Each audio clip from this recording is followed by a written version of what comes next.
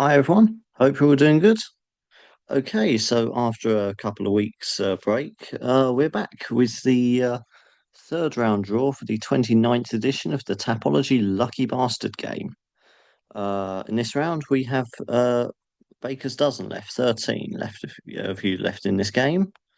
So, as it's been a couple of weeks, so just quickly run over those names, remind ourselves who's still in this.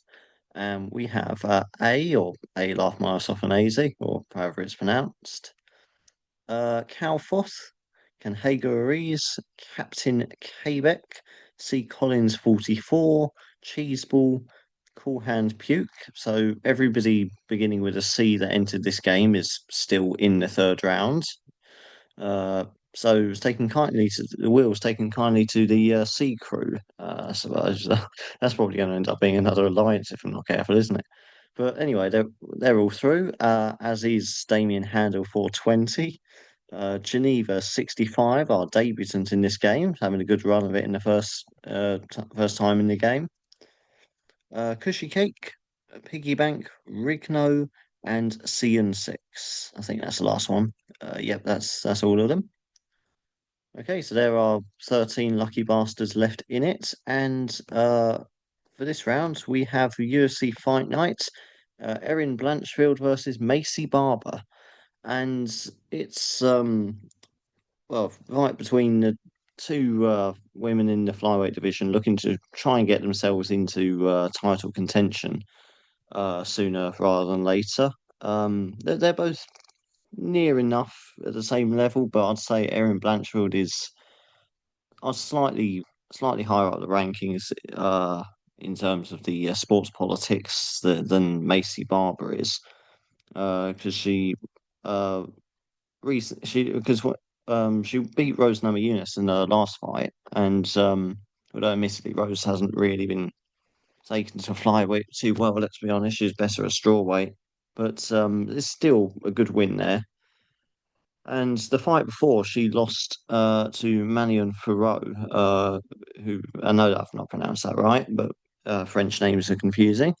Uh, who recently, of course, lost her title challenge against Valentina Shevchenko. So that gives you a good idea whereabouts she is, just behind the title picture in flyweight. And Macy Barber, she's got a good win streak going, 6 fight win streak that she's on at the moment. But the competition she's been facing have been very respectable, but not quite title contender level.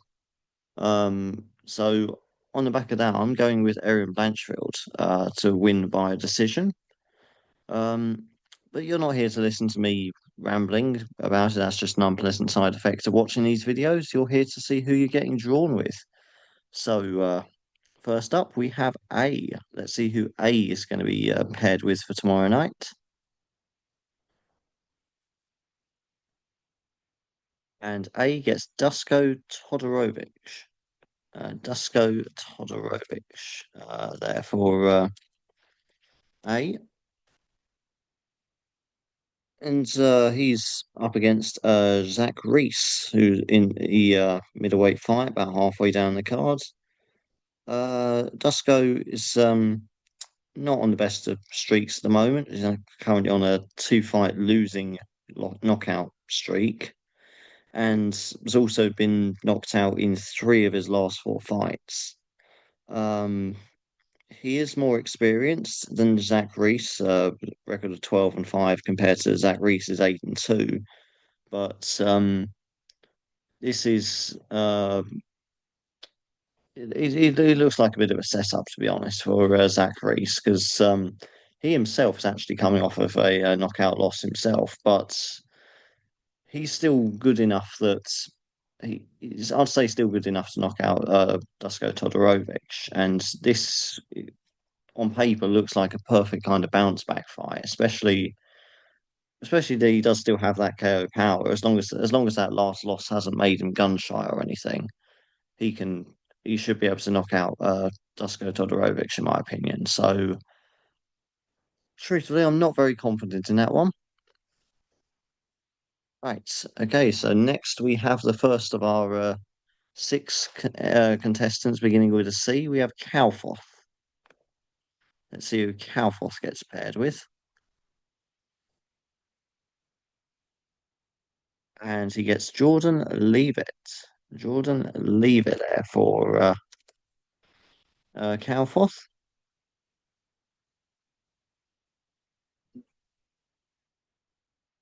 And I've got him to win by a decision against Kurt Hollebor, Hollebach, or no, I don't know how you pronounce that. Um, so apologies to him for that. But Jordan Leavitt, anyways, coming off a submission loss to Chase Hooper, but that's not too bad to be fair. Chase Hooper, I do rate him. He's far from perfect, but on the grounds, he's one of the most promising looking ones at lightweight. So I'm not going to hold that against Jordan too much. Um, he's he's got youth on his side because he's 29 compared to Kurt, who is 38. Um, Kurt is obviously the more experienced of the two fighters, which you'd expect given his age, but I think this is another classic case of youth versus experience. I think youth will prevail here again. So especially given that Kerr himself is also coming off of a loss against Alexander Hernandez, which again that's not too bad. Alexander Hernandez isn't too bad a fighter. He's a little bit past himself, but he's still fairly well rounded. Still can catch a lot of people out. But yeah, I'm going with youth over experience here. So I'm going with Jordan Leavitt for a decision. So for Calfoth, I'm reasonably confident in his chances of getting through this one into the fourth round of the Lucky Bastard game. Okay, we have Canhego Ruiz next to learn his fate at the hand of the wheel. Here's Canhego Ruiz, and he's also being paired with Dusko Todorovic, who, as I've just mentioned, I don't really have any faith in at all. If I'm being completely honest, it would be a big upset if he does win. I mean, well, not for you two, it wouldn't be, but I mean, it would be it'd be certainly a upset for the bookmakers, and I suppose we want to see that happen, don't we? Let's be honest. But yeah, as I was saying, this looks like it's a bit of a setup to for Zachary to try to get his confidence back. And yeah, I can't see any reason why, as long as as long as he's not too badly affected by that last knockout loss and doesn't change his attitude too much, doesn't become gun shy or anything, then he should be able to get the job done here. So again, just like with our first double up there as well, obviously. Not overly confident in either of your chances of getting through here. Okay, so we have Captain Payback. Let's see what's in store for Captain Quebec. And he gets Dustin Jacoby. Dustin Jacoby there for Captain Quebec. And obviously he's been sort of back to winning ways, isn't he, after his late knockout of Victor Petrino, who was looking like a very promising uh, young fighter in light heavyweight, and he probably still will be, but a submission loss to Anthony Smith, followed by a knockout loss to Justin Jacoby. That's derailed a bit things for him a little bit, hasn't it? But I'm sure he'll be back. But with Dustin Jacoby, can he sustain that success? Can he build on that? He doesn't have much time in his career to build on that because he's 37 now. So it's going to be a case of, truthfully, he's not really ever going to get a title shot or get too far up the maybe not even into the light heavyweight rankings, let's be honest. But it's as I suppose at this point, it's just a case of fighting for legacy, fighting for pride. But he finds himself up against another young fighter in Bruno Lopez, who's looking very good so far. He's usually very very explosive fighter who usually finishes most of his fights. The only thing is that he won his UFC debut, but he's obviously just doesn't have that same experience at the UFC level that a veteran like Jacoby does.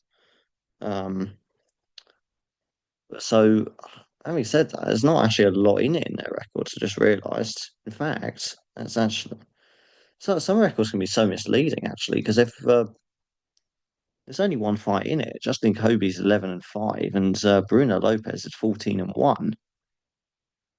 So so Jacoby's only actually had one more fight than Lopez. So who knows? Maybe yeah, this should probably be close enough to making it out to me. I might change my pick actually because in the moment I've got Justin Kobe by third round knockout, but I suppose that's largely on the strength of his fight against Petrino. But thinking about it, I might change that one. But an interesting fight for sure. And anyway, regardless of whether or not I decide to reevaluate that fight, not that I'll have much time before. Um, got to work all day tomorrow, so I won't really have much time to overanalyze that one. It's already like 1 in the morning now, so I'll probably just leave it as is and just whatever will be, que sera, sera, and all that. But we'll see how that works out for Captain Quebec anyway. Um, right, so we move on to C Collins 44 now. Let's see who he gets paired with for tomorrow night's action. And he also gets Jordan Leavitt there for so that's another double up we got there with Calfoth and C Collins 44. Um, yeah, so as I've just so I mentioned, I've got him to win by decision against Kurtz, and yeah, that's not really much else I can really add to that. Other than that, like I say, I'm expecting us to get back to winning ways after that loss against Chase Hooper, and I don't see any reason why he won't be able to do that against Kurt, who's again is older. Let's just say that, almost 9 years older. Um, and in this sport, you age very quickly. Age catches up to you very quickly. A fighter's prime is very short, usually only 2 or 3 years. Obviously, it varies by weight class, but the absolute peak of a fight is usually only 2 or 3 years. So yeah, because of that, that's probably one of the main factors in it. But I say got beaten by Chase Hooper, but that was more a case of him trying to step up a level and just not making that level, rather than him failing at his current skill level in any way. But I'm reasonably confident in that one. So both Calfoth and C Collins 44, I reckon, have got a good chance of going through. Okay, so we move on to Cheeseball now. Let's see who Cheeseball gets paired with.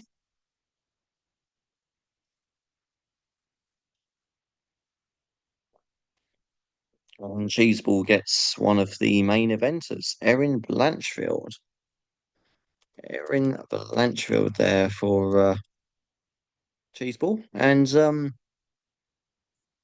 the one that I think is going to win the main event, as I've mentioned in the intro. Obviously, as I say, I think in terms of the flyweight standings, she's probably a couple. I don't actually look at the UFC official rankings. I don't give them any credit, to be honest. I'm just going off my own personal opinion of roughly where I think people are in the rankings. So I don't care for what the UFC's official ones say at all. But so what I say might not actually be the case. Maybe they've got Barbara higher up. I don't know, but so if there's any discrepancy there, that's why. But in my opinion, Blanchfield should be higher up the rankings than Barbara. Is definitely close to one of those two spaces. One of the top 2 or 3 spaces in the ranking. And I Yeah, and so I think it's justified by the people that she's beaten to get and she's beaten to be there. Really, certainly compared to Barber's record, which includes decent wins like Caitlin Samana, Amanda Rebus, Andrea Lee, Jessica I, so forth. But they're not quite in the title picture. Let's be honest. So well, I suppose Amanda Rebus was for a little bit, but in my opinion, it's just because of the people they fought and beat and how they looked against them. I have to just say that fancy Orange Blanchfield a bit more than Macy Barber. Okay, and yeah, because that Cheeseball, I think you got a decent chance of getting through there. Um, that's all he's going to be concerned about, regardless of where people are in the rankings, the politics of the sport. None of that matters. All that matters is that one fight, one next fight. Okay, so now we move on to the last of our C contestants. We have Cool Hand Puke. Uh, so let's see who Cool Hand Puke is going to be matched with. And he gets Alan Nascimento. Alan Nascimento for Cool Hand Puke.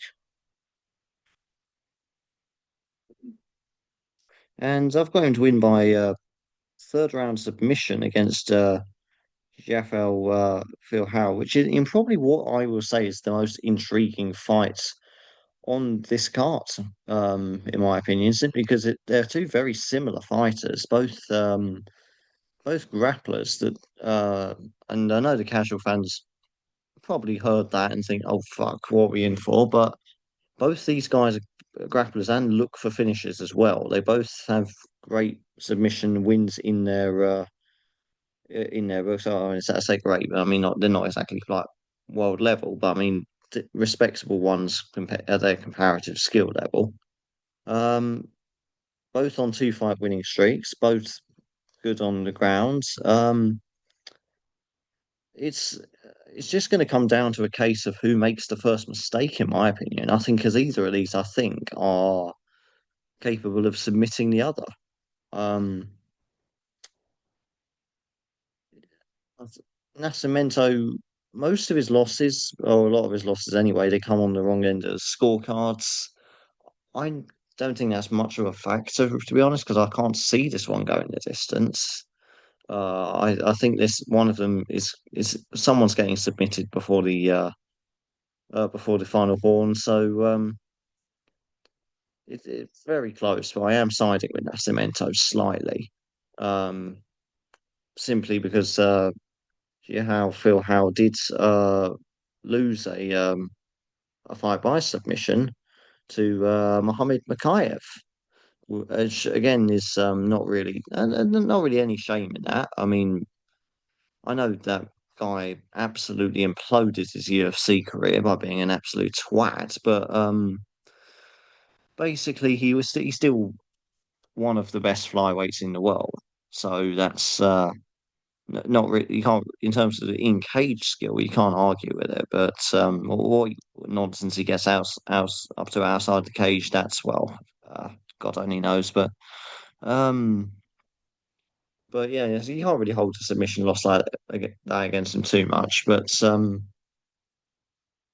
just on the strength of that, though, in a fight as close as this, I am going with Alan Nascimento by third round sub.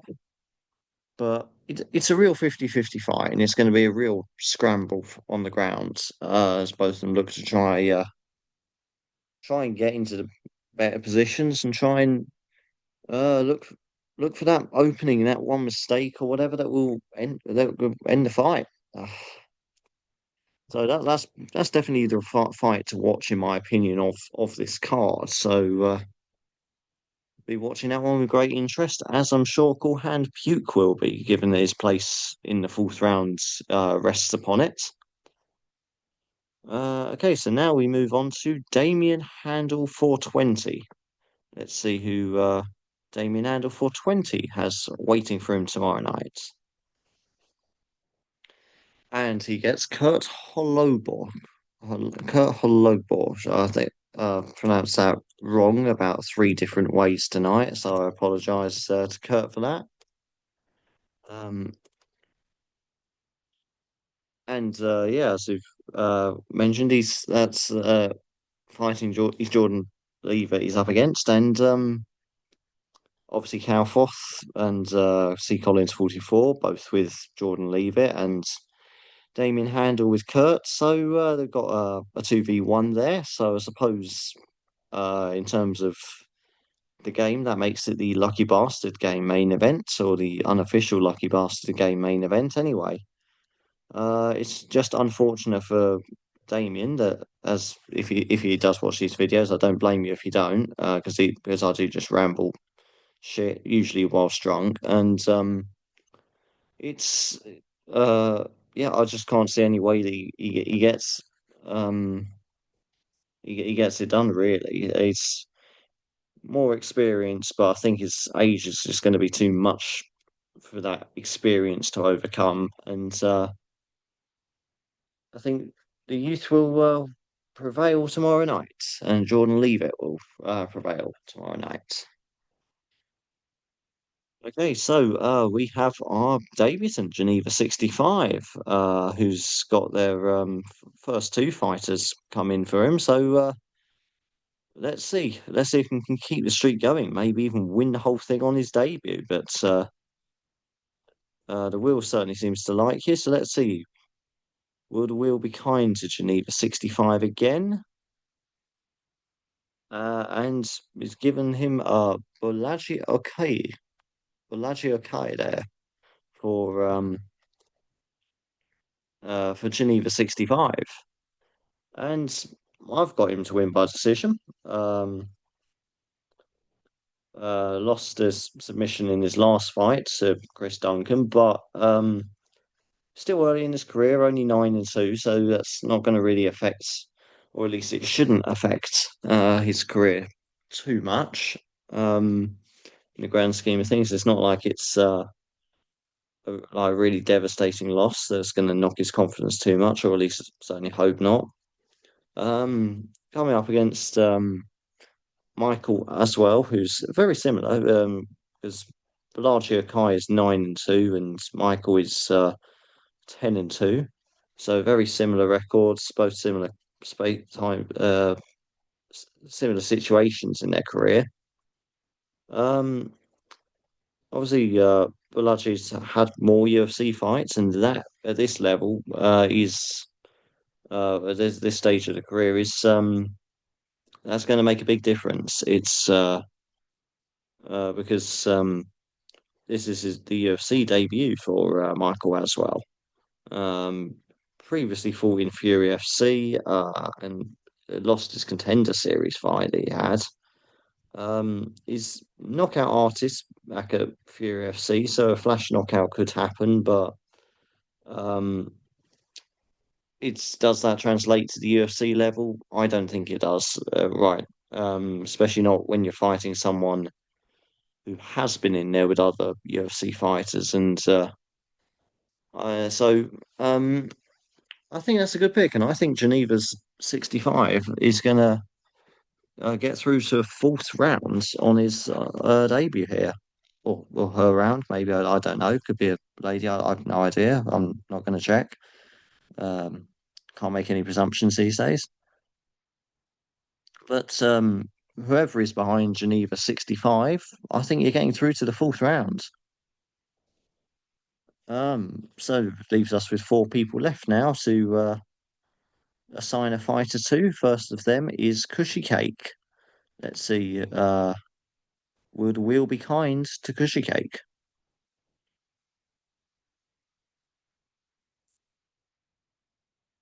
And gets Rayan dos Santos. Rayan dos Santos for Cushy Cake. And this is one of those fighters. Normally, I wouldn't be confident in her, but on this occasion, she is up against Alice Ardeline, um, who I'm even less confident in. So Um, because of that, I've gone with her to win actually by first round submission because she, in recent times she's does go the distance a lot and she's not got to the best of starts with the UFC career going 0-2, but looking over her amateur records, she's got a lot of submission wins and well not amateur, but I mean that's completely the wrong word for her, not amateur career, but I mean early career, pre UFC regional, not amateur, regional was the term I was trying to think of there. Um, she has quite a lot of submission wins, and interestingly, quite a lot of them come by armbar.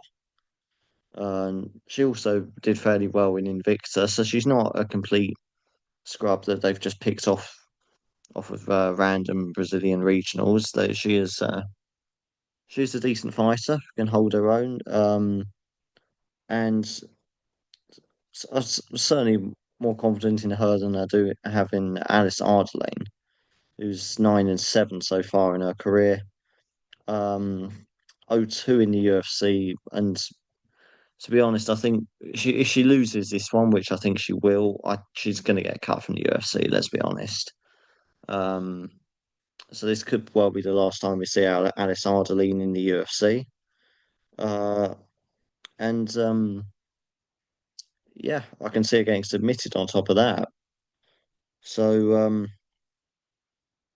she has lost by sub before, so why not have get off to an explosive start on the card? Because that's also the first one on the card, so at least Cushy Cake won't have to wait too long to find out if they're on the end of an upset or not. But I think that that's about as good as he could have realistically hoped for from the wheel. Okay, so Piggy Bank is next to find out who he's going to be matched up with for tomorrow night's Mayhem. And he gets Zach Reese. Zach Reese there for Piggy Bank. Wait, what happened there? Yeah, just bear with me a second. I've typed something in the wrong box. There we go. And somehow got rid of one of the little box coloring bits. That's become a different color now. I don't know. Da. There we go. Fixed it. Right. So just have to type Jack Reese in again. But anyway, as I was saying, obviously he's up against Dusko Todorovic, who, as you'll remember, was drawn with, as was Kanheko Ruiz.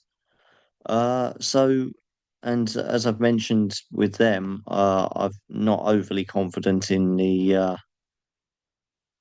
in their chances, or in Todorovic simply because of how much he's been knocked out in recent times with the two back-to-back knockout losses and getting knocked out in three of the last four. It's just I think it's going to be a very long night, very long night for those two. But again, another 2v1 there. So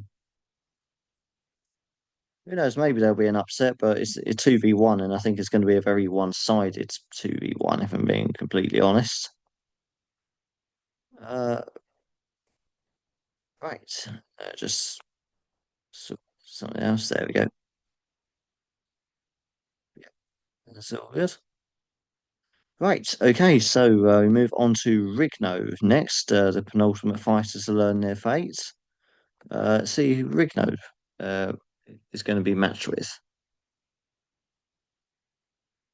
And he also gets Alan Nascimento. Uh, somebody else had him earlier, didn't they? Who was it? Scroll up a bit. Um, it was Cool Hand Puke that had Alan Nascimento. Um, up against Jaffa Al who obviously, as I mentioned, this is one of, for me personally, it's the most intriguing fight on the card. The all grappling affair.